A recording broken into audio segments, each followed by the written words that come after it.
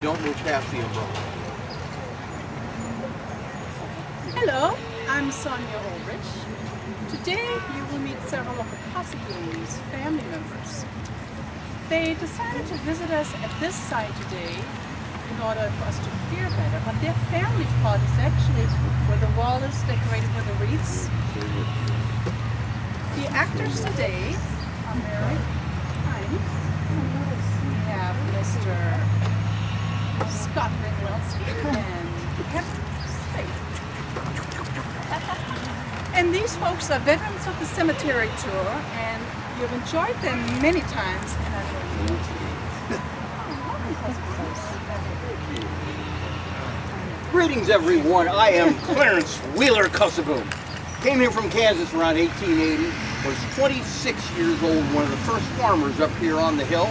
And besides the farm, I owned a house down on 4th Street in the town of Long Beach. And I am Dora, Clarence's second wife. He had 3, but he was quite a catch, a man with land and money. His first wife, Nellie, is buried with all of us up here where the ribbons are flowing on the wall. They had 3 sons, Walter, who's with us today, and then there was Fred and Thomas. And they also had 2 daughters, Pearl and Nellie. Well, poor Nellie died in 1896, just 33 years of age, bless her heart, leaving Clarence a widower with 5 small children. I just didn't take very long before I found and married Dora. Indeed. Well, in 1900, our son Ralph was born, and in 1904, our son Lloyd was born. Does anybody here happen to remember what was happening here in 1896? Well, let me tell you, in April of that year, I was elected to the Long Beach Board of Trustees. Yes, the Board of Trustees had responsibilities similar to those of your city council.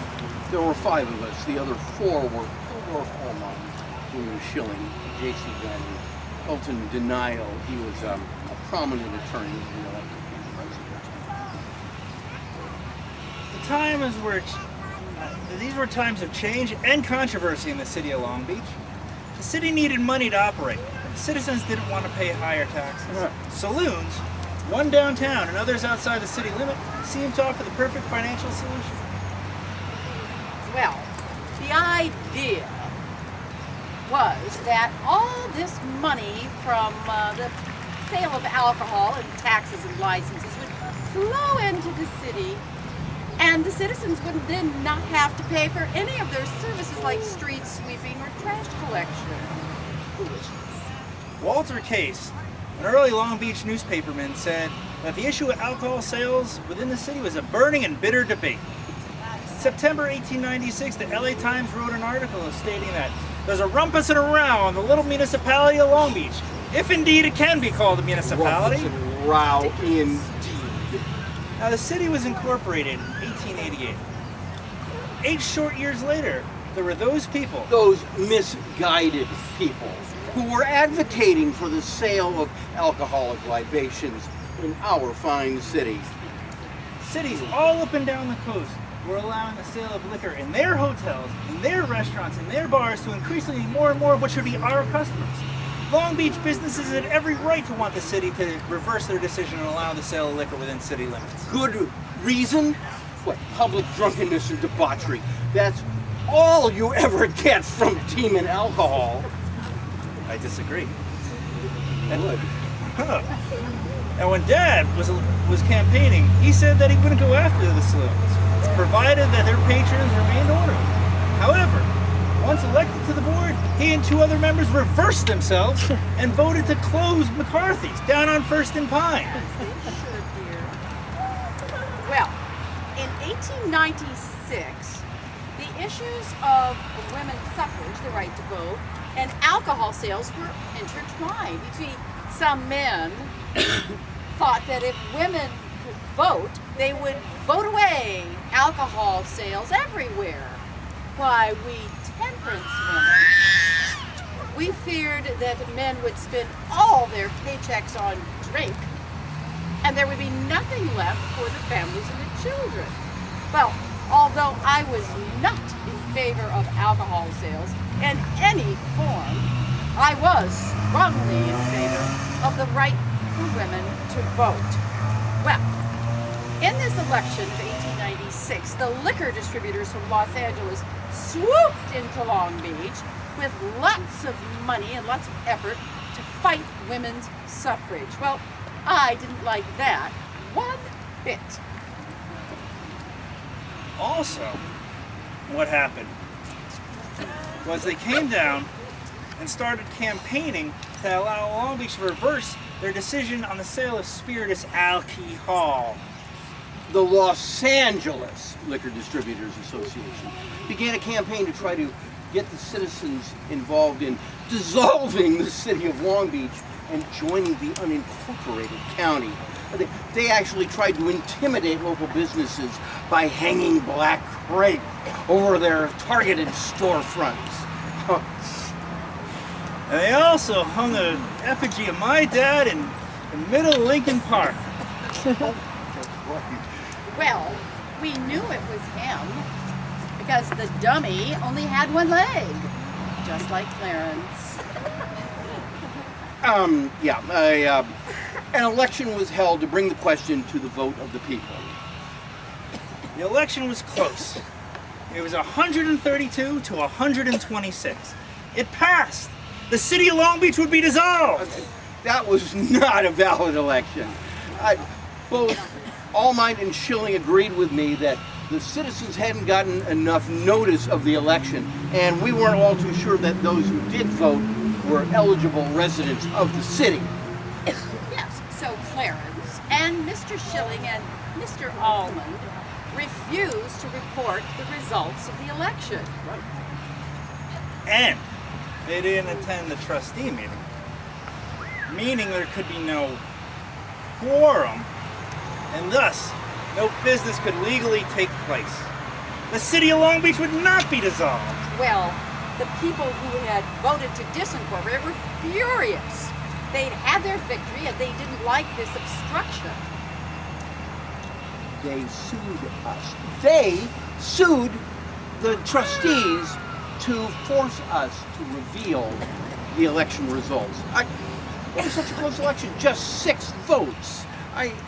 Certainly the courts would see the irrationality of it all.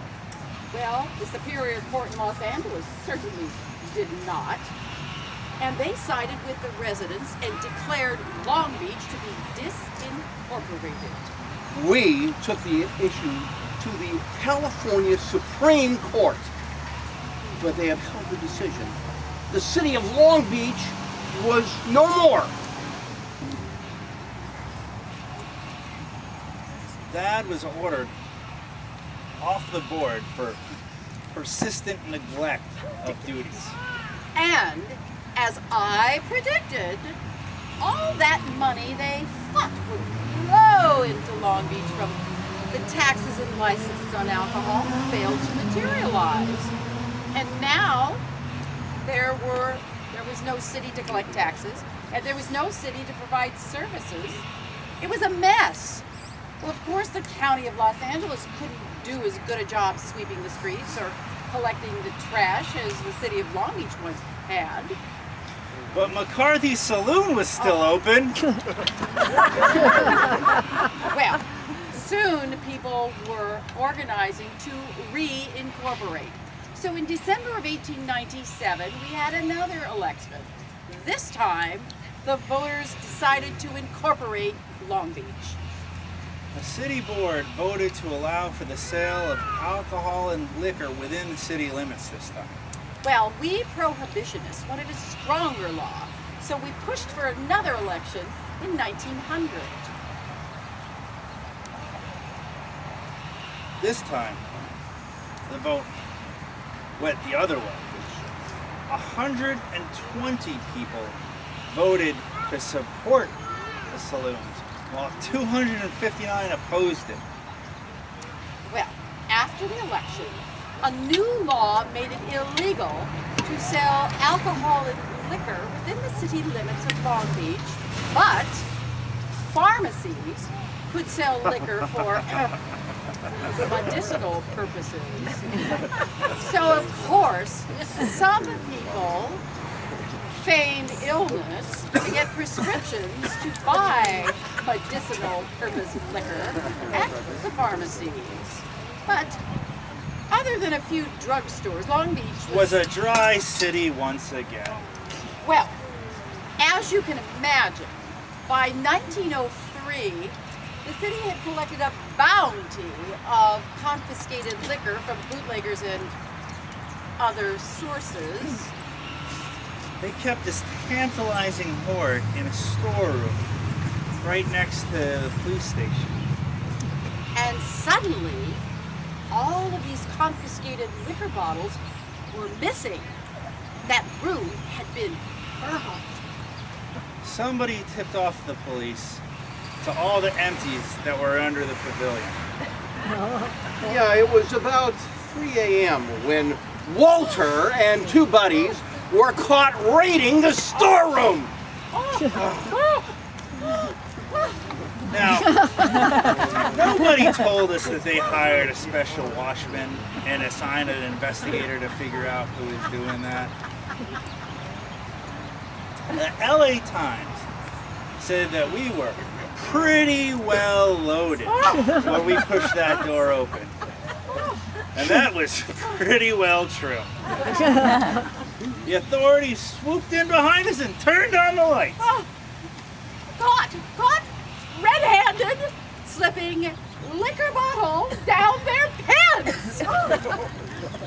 Well, and then, when the boys were being all the humiliation, marched off to jail, one of them, that Carl Jordan, ran away. The ossifer shot him. He got him in the groin. They just missed his bone and artery. Carl thought he was gonna die, so he went back and turned himself in. The third boy was J.S. Saunders, and he'd been in trouble for drinking before, and I always believed that he was the one who had led poor Walter astray.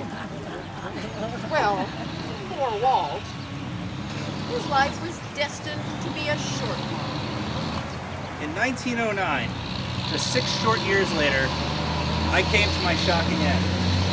Burned to death. In my car. Out in Corona. A live wire had connected with it. Maybe I hit a telephone pole. Maybe the wind blew it down on me. Maybe it doesn't really that much matter to me. Well, he was only 25 years old. Such a pity. But it was hard on poor Clarence. Despite my personal losses and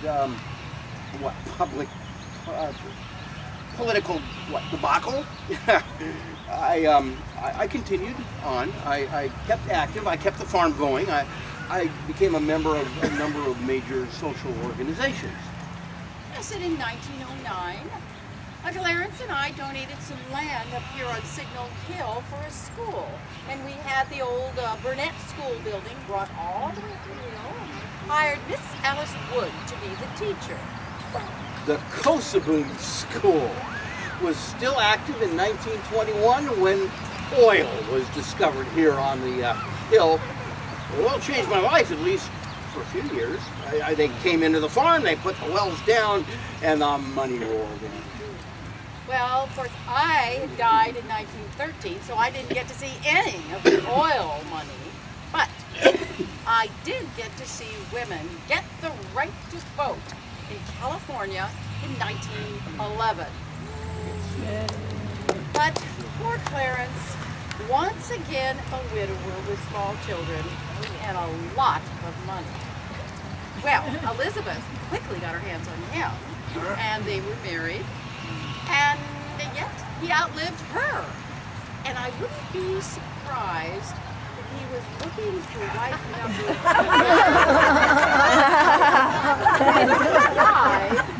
2 when he died in March March of 1926. Well, despite my sorrows and disappointments, it wasn't all bad. I had 3 wives. I had 7 children.